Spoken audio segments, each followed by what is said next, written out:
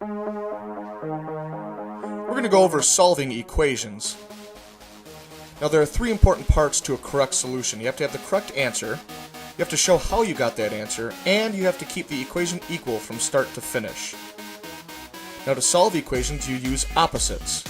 You do the opposite of any addition or subtraction first. Then, you do the opposite of any multiplication or division. Now you know you're done solving an equation when you have a variable equal to a number or a number equal to a variable. For example, if we have 4 times m minus 3 equaling 29, if you add 3 to both sides, because that's the opposite of minus 3, you have 4m left on the left-hand side, after the 3's cancel out. On the right we have 29 plus 3, which is 32. The opposite of multiplication is division, so if we divide both sides by 4, the 4's cancel out on the left, leaving us m. On the right we have 32 divided by 4, which is 8.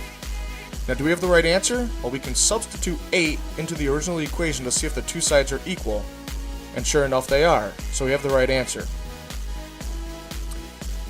Do we show how we got that answer? If you look at the right hand side, it shows all the work necessary. Did we keep it equal? If you look at the left hand if you look at the left hand side, we sure do. We show how we go from 4m minus 3 down to m. Now here's an equation where some of the parts are mixed up. Since it's addition, we can flip-flop the w divided by 3 and the 5.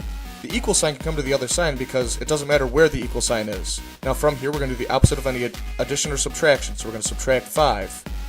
We get w divided by 3 is equal to 11 minus 5, which is 6.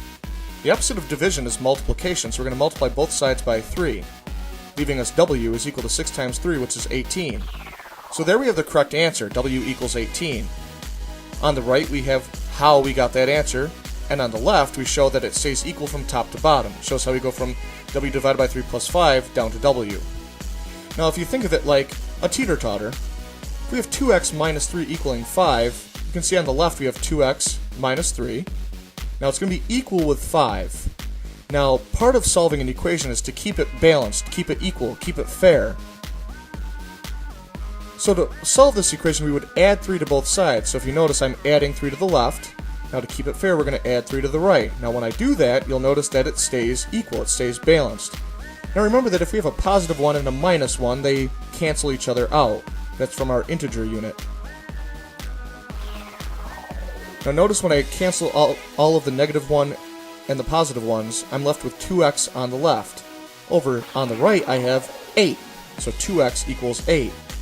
Now if I take away one of those x's, I'm going to actually have to take away 4 1's to keep it balanced. That's almost like dividing both sides by 2. And you'll see that x is now balanced with 4, so x equals 4. So thinking of it like that, you can solve an equation by keeping it balanced.